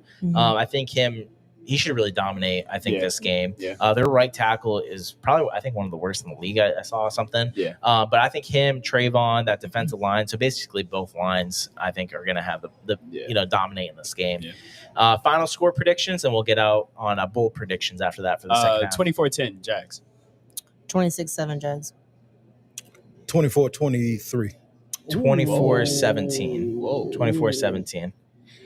I shouldn't have drunk this beer, man. No, because you know what's going to happen? Josh Allen going to see me and say, Wiggins, I heard you saw straight. Bold predictions. My We'll best get friend. out. We'll get on this one. Bold predictions for the end of the second half of the season. Bold predictions for the second half of the season.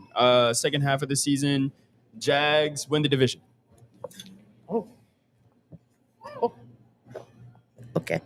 I don't know. There's a bowl. I mean, wild card is that's where I'm at. Wild card. Okay. 12-5, but they win the division because they sweep the Colts. Yep. 12 is a lot of wins, so that's a very bold prediction. Heard it here first. I'm going to say they give Travis Hunter enough snaps. And I think he's going to win. That's a bold prediction. Well, hold on. I think they give him enough snaps to win offensive and defensive player of the year. Or rookie of the year. Rookie of the year. You know, it's funny. I was like, at one point, I thought for the game coming up, I was like, technically Hunter could be the offensive player and defensive player of the game, but they're second. I don't know. That's a good one too. I think their secondary and the offensive line. It's not that great. We should definitely take care of business. So the 12 wins. Let me tell you what it looks like a lot, but I want y'all to think about this. The Chargers won 11, and nobody believed they were that good last year. They won 11 games, and I think the Jaguars are a better team now than the Chargers were then, and I think the Chargers were in a better division last year than the Jaguars are now. That's fair. That's fair. All right, I want to give you guys some time to plug your stuff, so I know you both got plenty of stuff to plug. So, Wig, I'm going to have you go first. Locked on Jaguars daily podcast for the Jacksonville Jaguars comes out 6 days a week because now we're doing post game. Starting a new show too. Let's go next week with Mia O'Brien. It's called It's called the Squad Show. It's a Jaguar Squad Show. Okay. Mia O'Brien, Marquise Oxton. I will be on there, but I will not be hosting. But that's what Locked On has done this in every city. It's on Locked On. I'm making an announcement right now. And then every day also Locked On NFL at 2:00. I release everywhere you get your podcast. I go around the league. And it's the second of 2 Locked On NFL shows. So the network really takes care of me, and I try to take care of it by representing it the way I should. That's awesome, bro. Check out Wig on that. Awesome. If you haven't followed him already, make sure you do. Jpaw, I know you got plenty of stuff too. Please. Where are you doing stand up next? It was supposed to be tomorrow, but we're gonna move on from that. That got canceled. My next biggest one is I have quite a few, but December 19th, I'll be home at a really big show at downtown WJXT building with comedian A-Train. Very, very excited. Dope. Yeah, I somehow won a contest with all those crazy comedians that are hilarious with them. I'm also in Ocala. I'm opening for Anthony Rogers at the theater down there. I post them all up on my social media, on my Instagram or Twitter. You can find me, or X, whatever you guys call it. Jpaw. I'm like, Jpaw 1002-1002. So y'all can see all my shows dates on there. Thank y'all for inviting me. Yes, thank you. I really got to say this because it almost didn't happen because we do a crossover episode every Wednesday. I called my boy Quint Q Myers out in L.A. In Vegas. Yep. He's also on night radio on ESPN National. Nice. I said, Q, we got to do this thing earlier, man, so I can go out and interact with awesome. I appreciate you guys. It was more of a blessing for me to be here. Yes. Wow. For you guys than it was for you guys to we appreciate it, bro. I don't think you can say that. Yeah, you're not allowed to say that. We appreciate you, man, so much, man. The way that you guys have been putting on for the city and the way that you guys deliver your Jaguar content, man, has been something that you can't ignore here. Yeah. And we really appreciate you, This is dope. I'm so jealous. It's not even fun. I'm looking at equipment. I'm like, these boys got some good microphones. Yeah, man. I love it, man. Well, thank you. Thank you so much. Yeah, of course. Check out Happy Hour Sports. I do want both of you to sign the board. Yeah, they got to sign the surfboard. So, and while they do that, I'll sign us out. It's crazy. So we got most of the special guests in this left corner. While they do that, I'm going to speak into the mic. Everybody put your mics down. All right. Do